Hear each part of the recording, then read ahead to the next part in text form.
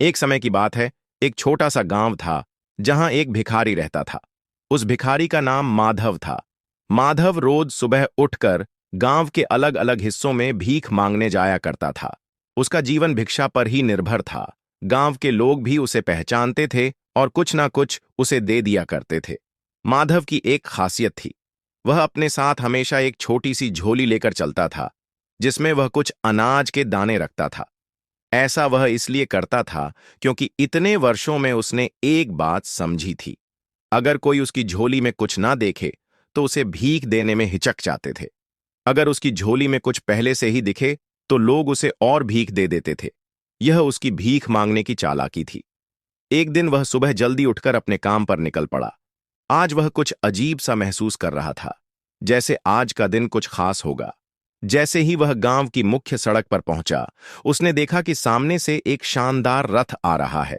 रथ की चमक और उसकी सुंदरता देखकर माधव को समझ में आ गया कि यह राजा का रथ है। माधव ने सोचा, वाह, आज तो किस्मत खुल गई। अगर राजा की नजर मुझ पर पड़ गई और उसने कुछ दे दिया तो मेरी जिंदगी ही बदल जाएगी। वह जल्दी से सड़क के किनारे खड़ा हो गया और राजा के रथ के पास से गुजरने का इंतजार करने लगा। जैसे ही रथ उसके पास पहुंचा, कुछ अजीब हुआ। रथ उसके पास आकर रुक गया। माधव हैरान रह गया। उसकी आंखें चौड़ी हो गईं जब उसने देखा कि राजा खुद रथ से उतरा और उसकी ओर बढ़ने लगा। अब उसकी कल्पनाएं और तेज हो गईं। उसने सोचा, अरे आज तो मैं राजा से कुछ मांगने जा रहा हूं। शायद वह मुझे ढेर सारा सोना चांदी या कोई बड़ी चीज दे देगा। लेकिन तभी एक और चमत्कार हुआ। राजा ने अपनी झोली उठाई और उसे माधव के सामने फैला दी। माधव की आंखें फटी की फटी रह गईं। उसने सोचा, यह क्या राजा मुझसे भीख मांग रहा है। राजा ने विनम्रता से कहा, भाई मुझ पर दया करो और मुझे कुछ भिक्षा दे दो। माधव को विश्वास नहीं हो रहा था। उसने सोचा, यह तो उल्टा हो गया। राजा मुझसे भीख मांग रहा है। लेकिन राजा ने उसकी ओर देखते हुए कहा, यह मेरे लिए बहुत महत्वपूर्ण है। हमारे राज्य पर एक संकट आ रहा है और राज ज्योतिष ने कहा है कि अगर मैं इस संकट से बचना चाहता हूं तो मुझे पहले व्यक्ति से भीख मांगनी होगी जिसे मैं आज सुबह देखूं, और तुम वह व्यक्ति हो। कृपया मुझे कुछ दान दो। अब माधव असमंजस में था। वह सोचने लगा, क्या मैं राजा को कुछ दे दूं? लेकिन मैं खुद तो एक भिखारी हूं। मेरे पास तो खुद ही कुछ खास नहीं है। अगर मैंने राजा को कुछ दे दिया तो मेरे पास बचेगा क्या? काफी सोच विचार के बाद उसने अपनी झोली से एक छोटा सा अनाज का दाना निकाला और राजा की झोली में डाल दिया। राजा ने मुस्कुरा हुए सिर झुकाया और अपनी झोली बंद कर ली। फिर वह वापस अपने रथ की ओर चला गया। माधव ने देखा कि राजा तो बिना कुछ बोले चला गया, लेकिन उसके मन में खट्टापन था। वह सोचने लगा, क्या मैंने सही किया? राजा खुद भी तो इतना अमीर है। वह मुझे कुछ मूल्यवान दे सकता था। और मन ही मन राजा को बुरा भला कहने लगा। दिन भर माधव को बहुत भिक्षा मिली। उसकी झोली में अनाज, पैसे और कपड़े भर गए।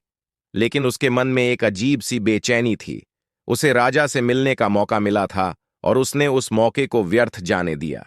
शाम को जब वह घर पहुंचा, उसकी पत्नी ने उसकी ओर देखा और बोली, आज तो तुम्हारा नाम पूरे गांव में फैल गया है। लोग कह रहे हैं कि राजा ने तुमसे भीख मांगी। वाह, तुम कितने महान हो। लेकिन माधव को खुशी नहीं हुई। वह गुस्से से बोला, तुम्हें क्या पता? राजा ने मुझसे भीख मांगी थी। भला मैं राजा को क्या दे सकता था? और मैंने उसे केवल एक दाना दिया। अगर मैंने उसे ज्यादा दिया होता तो शायद मेरा और नाम होता। उसने अपनी झोली गुस्से में उठाई और उसे जमीन पर फेंक दिया। सारी चीजें जमीन पर बिखर गईं।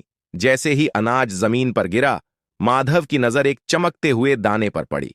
यह वही दाना था जो उसने राजा को दिया था और अब वह सोने का बन चुका था।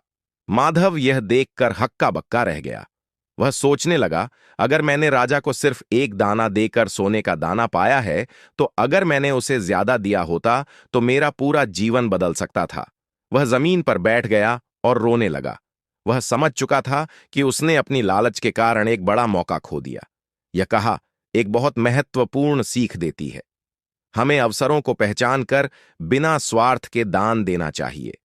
माधव की गलती यह थी कि उसने लालच और डर के कारण अपने पास मौजूद चीजों को बांटने से परहेज किया।